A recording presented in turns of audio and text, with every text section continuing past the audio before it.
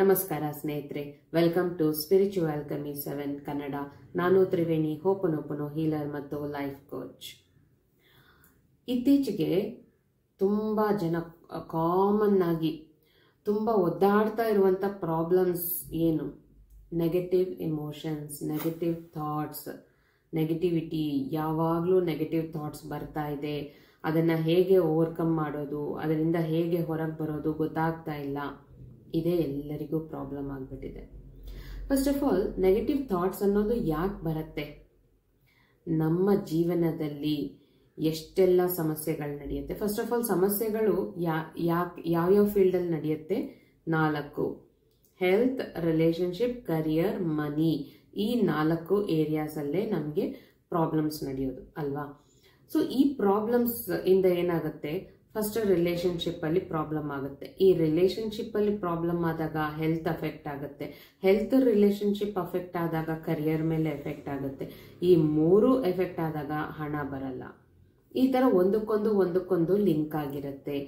ಮನೆಗಳಲ್ಲಿ ಗಂಡ ಹೆಂಡತಿ ಜಗಳ, ಮಕ್ಕಳು ಹೇಳಿದ ಮಾತು ಕೇಳ್ತಾ ಇರಲ್ಲ, ಅತ್ತೆ ಸೊಸೆ ಜಗಳ, ತಂದೆ ತಾಯಿಗೆ ನಿಮ್ಗೆ ಆಗ್ತಾ ಇರಲ್ಲ, ಅಕ್ಕಪಕ್ಕದ ಮನೆಯವರಿಂದ ಆಗ್ತಾ ಇರಲ್ಲ, ಫ್ರೆಂಡ್ಸ್ ಇಂದ ಆಗ್ತಾ ಇರಲ್ಲ, ಕಸಿನ್ಸ್ ಇಂದ ಆಗ್ತಾ ಇರಲ್ಲ, ಒಡ ಹುಟ್ಟಿದವ್ರ ಜೊತೆ ಆಗ್ತಾ ಇರಲ್ಲ. ಈ ರೀತಿ ಎಷ್ಟೆಲ್ಲ ಮಿಸ್ಅಂಡರ್ಸ್ಟ್ಯಾಂಡಿಂಗ್ ಇರುತ್ತೆ. ರಿಲೇಶನ್ಶಿಪ್ಸ್ ಮೇಲೆ ಯಾವಾಗ ಮಿಸ್ಅಂಡರ್ಸ್ಟ್ಯಾಂಡಿಂಗ್ಸ್ ಇರುತ್ತೋ ಆವಾಗ ಅದು ನಮ್ಮ ಆರೋಗ್ಯದ ಮೇಲೆ ಎಫೆಕ್ಟ್ ಬೀಳುತ್ತೆ. ರಿಲೇಶನ್ಶಿಪ್, ಆರೋಗ್ಯ ಎರಡೂ ಸರಿ ಇಲ್ಲ ಅಂದಾಗ ಕೆಲಸನೂ ಸರಿಯಾಗಿ ಆಗಲ್ಲ, ನಿಮ್ಮ ವೃತ್ತಿ ಜೀವನದ ಮೇಲೆ ಎಫೆಕ್ಟ್ ಆಗುತ್ತೆ. ಈ ರೀತಿ ಒಂದಕ್ಕೊಂದು ಲಿಂಕ್ ಆಗಿರುತ್ತೆ. ಸೊ ಈಗ ನೀವು ನೆಗೆಟಿವಿಟಿಯಿಂದ ಪಾಸಿಟಿವಿಟಿ ಕಡೆಗೆ ಹೇಗೆ ತಗೊಂಡು ಬರಬೇಕು ಅಂದ್ರೆ, ಫಸ್ಟ್ ಈ ಪ್ರಾಬ್ಲಮ್ಸ್ ಅನ್ನ ನೀವು ಸಾಲ್ವ್ ಮಾಡಕ್ ಹೋಗ್ಬೇಡಿ. ಪ್ರಾಬ್ಲಮ್ಸ್ ಕಡೆ ನೀವು ಗಮನ ಕೊಟ್ರೆ ಇನ್ನಷ್ಟು ಪ್ರಾಬ್ಲಮ್ಸ್ ಅನ್ನ ಅಟ್ರಾಕ್ಟ್ ಮಾಡ್ತೀರಾ. ಅದು ಬಿಟ್ಟು ನಿಮ್ಮ ಫ್ರೀಕ್ವೆನ್ಸಿನ ಹೈ ಮಾಡ್ಕೊಳ್ಳಿ. ಫ್ರೀಕ್ವೆನ್ಸಿನ ಹೈ ಮಾಡ್ಕೋಬೇಕು ಅಂದ್ರೆ ಏನೆಲ್ಲ ಮಾಡಬೇಕು? ಸಿಂಪಲ್ ಟಿಪ್ಸ್ ಹೇಳ್ತೀನಿ, ಇದನ್ನ ಫಾಲೋ ಮಾಡಿ. ಅದರ ಜೊತೆಗೆ ಟೈಮ್ ಫಾರ್ ಸೆಲೆಬ್ರೇಷನ್ ಅಂತ ಒಂದು ಪ್ರೋಗ್ರಾಮ್ ನಡೆಸ್ತಾ ಇದ್ದೀನಿ. ದಿನ ರಾತ್ರಿ 9 ಗಂಟೆಗಿರುತ್ತೆ. ತುಂಬಾ ಅದ್ಭುತವಾದ ಪ್ರೋಗ್ರಾಮ್. ಅದರಲ್ಲಿ ಬರ್ತಾ ಇರೋ ಪ್ರತಿ ಒಬ್ರು ಎಷ್ಟೆಲ್ಲ ಅವ್ರ ಗೋಲ್ಸ್ ಡೈಲಿ ಹೇಳ್ತಾ ಇರ್ತಾರೆ. ಅವ್ರ ಗೋಲ್ಸ್ ಎಲ್ಲ ನೆರವೇರ್ತಾ ಇದೆ. ಅವ್ರು ಏನೇನು ಬರ್ಕೊಂಡಿದಾರೋ ಗೋಲ್ಸ್ ಎಲ್ಲ ಸಿಕ್ಬಿಡ್ತಾ ಇದೆ ಅವ್ರಿಗೆ. ಕೇವಲ ತಿಂಗಳಿಗೆ 1,000.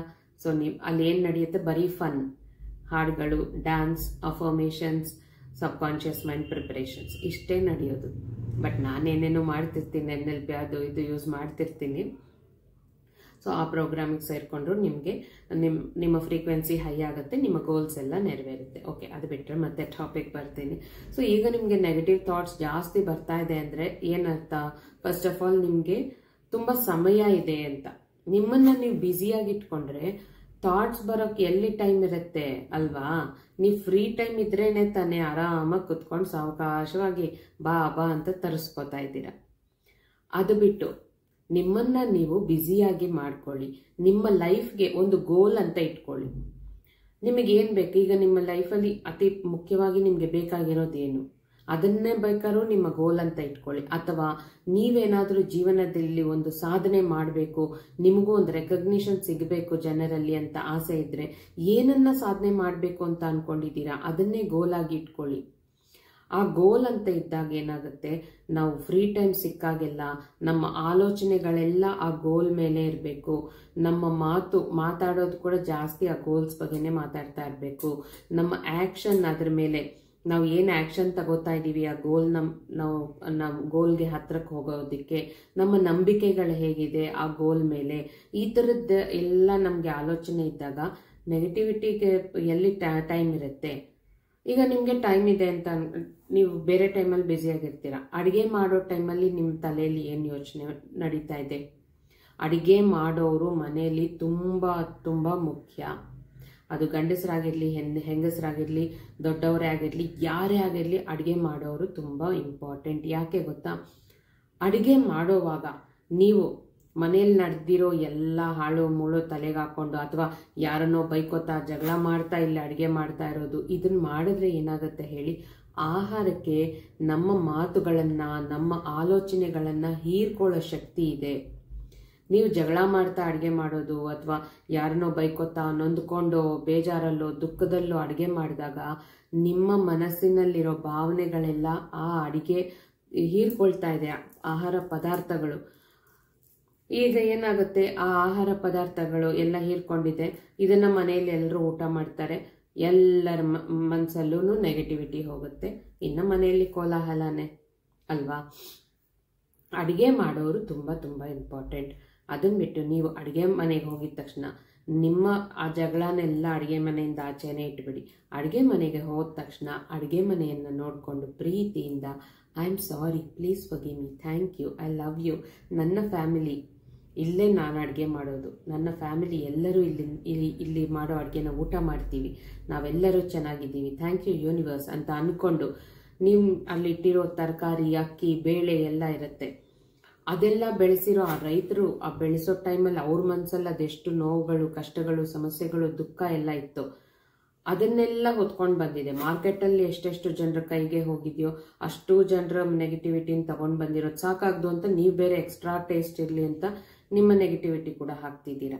ಹಾಗಾಗಿ ನೀವು ಇನ್ಮೇಲೆ ಅಡುಗೆ ಮನೆಗೆ ಹೋದಾಗ ಆ ತರಕಾರಿಗೆ, ಅಕ್ಕಿಗೆ, ಬೇಳೆಗೆ ಎಲ್ಲದಕ್ಕೂ I am sorry, please forgive me, thank you, I love you ಅಂತ ಹೇಳ್ಕೊಂಡು ಅಡುಗೆ ಮಾಡಿ. ಅಡುಗೆ ಮಾಡೋ ಎಂಟೈರ್ ಟೈಮ್, ಫುಲ್ ಟೈಮ್ ಇದನ್ನೇ I am sorry, please forgive me, thank you, I love you ಅಂತ ಹೇಳ್ಕೊಂಡು ಅಡುಗೆ ಮಾಡಿ. ಅದರಲ್ಲಿರೋ ನೆಗೆಟಿವಿಟಿ ಎಲ್ಲ ಹೋಗುತ್ತೆ, ನಿಮ್ಮ ಮನಸ್ಸಲ್ಲಿರೋ ನೆಗೆಟಿವಿಟಿ ಕೂಡ ಕ್ಲೆನ್ಸ್ ಆಗುತ್ತೆ. ಆ ಅಡುಗೆಯನ್ನು ಎಲ್ಲರೂ ಊಟ ಮಾಡಿದಾಗ ಎಲ್ಲರ ಮನಸ್ಸಲ್ಲಿ ಪ್ರಶಾಂತತೆ ಬರುತ್ತೆ, ಮನೆಯಲ್ಲಿ ಪ್ರಶಾಂತತೆ ಇರುತ್ತೆ. ಎಷ್ಟು ಚೆನ್ನಾಗಿರುತ್ತಲ್ವಾ ಆಗ. ಸೊ ಇದನ್ನ ಮಾಡಿ. ಆಮೇಲೆ ನೀವೇನಾದ್ರೂ ಆಫೀಸಲ್ಲಿ ಕೆಲಸ ಮಾಡ್ತಿದ್ರು ಯಾವಾಗಲೂ ನೆಗೆಟಿವ್ ಆಗಿ ಯೋಚನೆ ಮಾಡ್ತಾ ಕೆಲಸ ಮಾಡ್ತಿದ್ರೆ ಆ ಕೆಲಸದಲ್ಲಿ ನಿಮ್ಮ ನೆಗೆಟಿವಿಟಿನ ಹಾಕ್ತೀರಾ. ಆ ಕೆಲಸ ಅಲ್ಲಿ ನೀವು ಹಾಕೋ ನೆಗೆಟಿವಿಟಿಯಿಂದ ಏನಾಗುತ್ತೆ, ಆ ಆಫೀಸಲ್ಲಿ ಯಾರಿಗೂ ನೆಮ್ಮದಿ ಇರಲ್ಲ, ಎಲ್ಲರ ಮನಸ್ಸಲ್ಲೂ ನೆಗೆಟಿವಿಟಿ, ಎಲ್ಲರೂ ಕೆಲಸದ ಮೇಲೆ ಹಾಕ್ತಾ ಇದ್ದಾರೆ. ಆ ಕೆಲಸದಿಂದ ನಿಮಗೆ ತೊಂದರೆ ಆಗೋದು ಅಥವಾ ಸರಿಯಾಗಿ ಹಣ ಬರದೇ ಇರೋದಲ್ಲಿಂದ ಈ ಥರ ಪ್ರಾಬ್ಲಮ್ಸ್ ಎಲ್ಲ ಆಗ್ತಿರುತ್ತೆ. ಸೊ ಅದಕ್ಕೇನು ಮಾಡಬೇಕು, ನಿಮ್ಮ ಕೆಲಸಕ್ಕೆ I am sorry, please forgive me, thank you, I love you ಇದನ್ನು ಹೇಳ್ಕೋಬೇಕು. ಇಷ್ಟಲ್ಲದೆ ಇನ್ನೂ ಸಣ್ಣ ಪುಟ್ಟದಾಗಿ ನೀವೇನು ಮಾಡಬಹುದು ಸ್ನೇಹಿತರೆ, ನಿಮ್ಮ ನೆಗೆಟಿವ್ ಥಾಟ್ಸಿಂದ ಹೊರಗೆ ಬರೋದಕ್ಕೆ. ದಿನ ನೀವು ಫ್ರೀಯಾಗಿ ಕೂತ್ಕೊಂಡ್ರಿ ಅಂದರೆ ಕೂತ್ಕೊಂಡಿದ್ದ ತಕ್ಷಣ ನಿಮಗೆ ನೆನಪಾಗೋದೇ ಫಸ್ಟು ಮನೇಲಿ ನಡೆದಂಥ ಕಷ್ಟಗಳು, ನೋವುಗಳು, ಸಮಸ್ಯೆಗಳೇ ಅಲ್ವಾ. ಜಗಳ ಆಗಿತ್ತು ಅಂದರೆ ಬೆಳಗ್ಗೆದ್ದು ಅದೇ ಬರ್ತಾ ಇರುತ್ತೆ ಮೈಂಡ್ಗೆ, ಹಿಂಗಾಯ್ತಲ್ಲ, ಹಿಂಗೆ ಮಾಡಿದ್ರಲ್ಲ, ಹಿಂಗೆ ಹೇಳಿದ್ರಲ್ಲ ಅಂತ. ಅದ್ರ ಬದಲು ನಿಮಗೆ ನೆನೆಸ್ಕೊಳ್ಳೋದಕ್ಕೆ ಎಷ್ಟೊಂದು ಪಾಸಿಟಿವ್ ವಿಷಯಗಳಾಗಿರುತ್ತೆ ಮನೆಯಲ್ಲಿ. ಇವತ್ತು ಟೈಮ್ ಕರೆಕ್ಟಾಗಿ ಎದ್ದಿದ್ದೀನಿ, ಇವತ್ತೆಲ್ಲ ಮನೆಯಲ್ಲಿ ಚೆನ್ನಾಗಾಯಿತು, ಮಕ್ಕಳನ್ನ ಟೈಮ್ ಕರೆಕ್ಟಾಗಿ ಸ್ಕೂಲಿಗೆ ಡ್ರಾಪ್ ಮಾಡಿದ್ದೀನಿ, ಆಫೀಸಿಗೆ ಟೈಮ್ ಕರೆಕ್ಟಾಗಿ ಬಂದಿದ್ದೀನಿ, ಆಫೀಸಲ್ಲಿ ಎಲ್ಲ ಚೆನ್ನಾಗಿದೆ. ಈ ಥರ ಸಣ್ಣ ಪುಟ್ಟದ್ದೇ ಆಗಿದ್ರು ಎಷ್ಟು ಚೆನ್ನಾಗಿರುತ್ತೆ ಅದನ್ನು ನೆನೆಸ್ಕೊಂಡಾಗ. ಯಾವಾಗಲೂ ನೆಗೆಟಿವ್ನ ನೆನೆಸ್ಕೊಂಡ್ರೆ ಏನಾಗುತ್ತೆ, ನಮ್ಮ ಇನ್ನರ್ ಚೈಲ್ಡ್ಗೆ ನಾವು ಅದನ್ನೇ ತಿನ್ನಿಸ್ತಾ ಇದ್ದೀವಿ, ಆ ಇನ್ನರ್ ಚೈಲ್ಡ್ ಅದನ್ನೇ ನಮ್ಮ ಲೈಫಲ್ಲಿ ಕೊಡ್ತಾ ಹೋಗುತ್ತೆ. ಹಾಗಾಗಿ ಒಳ್ಳೆಯದನ್ನೇ ನೆನೆಸ್ಕೊಳ್ಳಿ. ಏನು ಸಣ್ಣ ಪುಟ್ಟದಾದರೂ ಪರವಾಗಿಲ್ಲ. ಫ್ರೀ ಟೈಮ್ ಇತ್ತು, ನೆಗೆಟಿವ್ ಥಾಟ್ಸ್ ಬರ್ತಾ ಇದೆ ಅಂದರೆ no cancel, I am sorry, please forgive me, thank you, I love you ಅಂತ ಅಂದ್ಕೊಂಡು ಈ ರೀತಿ ಪಾಸಿಟಿವ್ ಆಗಿ ಅಂದ್ಕೊಳ್ಳಿ. ಆವಾಗ ನಿಮ್ಮ ಮನಸ್ಸಲ್ಲಿರೋ ಆ ನೆಗೆಟಿವಿಟಿ ಎಲ್ಲ ಕೂಡ ಕ್ಲೆನ್ಸ್ ಆಗುತ್ತೆ. ಮತ್ತೊಂದು ವಿಷಯ ಏನು ಅಂದರೆ, ರಾತ್ರಿ ಮಲಗೋಕ್ಕೂ ಮುಂಚೆ ದಿನ ಯೂನಿವರ್ಸ್ಗೆ ಅಥವಾ ನಿಮ್ಮ ಇಷ್ಟ ದೈವಕ್ಕೆ, ದೇವರಿಗೆ ಹೇಳ್ಕೊಳ್ಳಿ, ಬೆಳಿಗ್ಗೆಯಿಂದ ನಡೆದ ಎಲ್ಲ ಒಳ್ಳೆ ವಿಷಯಗಳನ್ನು ಮಾತ್ರ ಆಯ್ಕೆ ಮಾಡ್ಕೊಂಡು ಅದನ್ನೆಲ್ಲ ನೆನೆಸ್ಕೊಂಡು, ನನ್ನ ಲೈಫಲ್ಲಿ ಇಷ್ಟೆಲ್ಲ ಒಳ್ಳೆಯದನ್ನು ಕೊಟ್ಟಿರೋ ನಿನಗೆ thank you universe, thank you so much, thank you ದೇವರೇ, ಥ್ಯಾಂಕ್ ಯು ಸೋ ಮಚ್ ಅಂತ ನೆನೆಸ್ಕೊಂಡಾಗ ಏನಾಗುತ್ತೆ, ಯೂನಿವರ್ಸ್ ಇನ್ನಷ್ಟು ಒಳ್ಳೆಯದನ್ನೇ ಕೊಡುತ್ತೆ ನಮಗೆ. ದೇವರು ಇನ್ನಷ್ಟು ಒಳ್ಳೆಯದನ್ನೇ ಕೊಡ್ತಾರೆ ನಮಗೆ. ಪ್ರಾಬ್ಲಮ್ಸನ್ನು ನೆನೆಸ್ಕೊಂಡು ಮಲಗಿದಾಗ ಕೆಟ್ಟ ಕನಸುಗಳು ಬೀಳೋದು, ಮತ್ತಷ್ಟು ಸಮಸ್ಯೆಗಳನ್ನು ನಾವು ಅಟ್ರ್ಯಾಕ್ಟ್ ಮಾಡೋದಾಗುತ್ತೆ. ಸೊ ಫಸ್ಟ್ದು ನೀವು ಫ್ರೀ ಆಗಿದ್ದಾಗೆಲ್ಲ ಕೂಡ ಏನೆಲ್ಲ ಒಳ್ಳೆಯದು ನಡೀತೋ ಅದನ್ನೇ ನೆನೆಸ್ಕೊಳ್ಳಿ. ಎರಡನೇದು, ನೀವು ಮಲಗೋಕ್ಕೂ ಮುಂಚೆ ಯೂನಿವರ್ಸ್ಗೆ ಅಥವಾ ದೇವರಿಗೆ ಧನ್ಯವಾದಗಳನ್ನು ಹೇಳ್ಕೊಳ್ಳಿ, ಎಷ್ಟೆಲ್ಲ ಒಳ್ಳೇದು ನಡೆದಿದೆ ನಿಮ್ಮ ಲೈಫಲ್ಲಿ ಅದನ್ನು ನೆನೆಸ್ಕೊಂಡು. ಈಗ ಮೂರನೇ ಪಾಯಿಂಟ್, ಇಂಪಾರ್ಟೆಂಟ್ ಪಾಯಿಂಟ್ ಏನು ಅಂದರೆ, ನಿಮಗೆ ಯಾವ ನೆಗೆಟಿವ್ ಇಮೋಷನ್ಸ್ ಬರ್ತಾ ಇದೆ ಅದನ್ನು ಒಳಗೆ ಹಾಕಿ ಸಪ್ರೆಸ್ ಮಾಡಿ ಹಿಡಿದಿಟ್ಕೊಂಡಿರಬೇಡಿ. ಅದನ್ನು ನಿಮ್ಮಿಂದ ಹೊರಗೆ ತೆಗೆದ್ಬಿಡಿ. ಹಿಡಿದಿಟ್ಕೊಂಡಷ್ಟು ಅದು ನಿಮ್ಮ ದೇಹದ ಮೇಲೇನೆ ಎಫೆಕ್ಟ್ ಬೀಳುತ್ತೆ.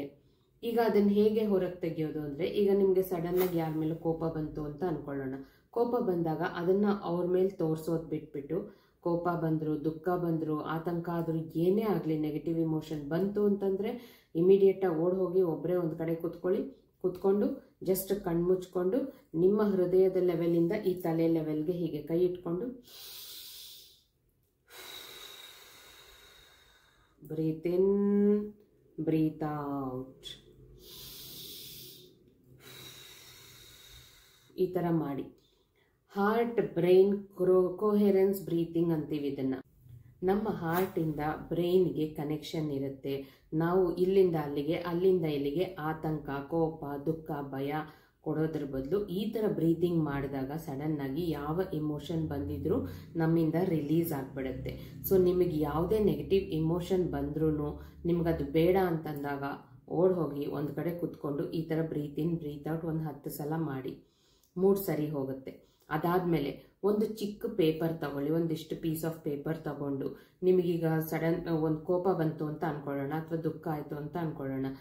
ಈ ಥರ ನನಗಿಂಥವ್ರ ಮೇಲೆ ಈ ಥರ ಕೋಪ ಬಂದಿದೆ, ಅಥವಾ ಈ ಥರ ನಡೆದಿತ್ತು ಅದಕ್ಕೆ ನನಗೆ ದುಃಖ ಆಯಿತು ಅಂತ ಒಂದು ಸೆಂಟೆನ್ಸಲ್ಲಿ ಬರೀರಿ. ಯಾಕೆ ಬರೀಬೇಕು? ನಾವೇನು ಬರೀತಾ ಇರ್ತೀವಿ ಅದನ್ನು ನಮ್ಮ ಇನ್ನರ್ ಚೈಲ್ಡು ಕ್ಯಾಚ್ ಮಾಡುತ್ತೆ. ಓಕೆ ಹೌದಾ ಅಂತ. ಸೊ ಏನಿದೆಯೋ ಅದನ್ನ ಆಸ್ ಇಟ್ ಈಸ್ ಬರೆದಾಗ ಓಕೆ ಹೌದಾ ಅಂತ ಇನ್ನರ್ ಚೈಲ್ಡ್ ನೋಡ್ತಾ ಇರುತ್ತೆ. ಆ ಪೇಪರ್ನ ಸುಟ್ಟುಬಿಟ್ಟು ಆ ಬೂದಿನ ತಗೊಂಡು ಹೋಗಿ ಟಾಯ್ಲೆಟಲ್ಲಿ ಹಾಕಿ ಫ್ಲಶ್ ಮಾಡಿ. ಇದು ಯಾಕೆ ಅಂತ ಅಂದರೆ, ನಾವು ಟಾಯ್ಲೆಟಲ್ಲಿ ಏನು ಹಾಕ್ತೀವಿ? ನಮ್ಮ ದೇಹದಿಂದ ಬರೋ ವೇಸ್ಟನ್ನು ಹಾಕ್ತೀವಿ, ನಮಗೆ ಬೇಡದೇ ಇರೋದನ್ನು.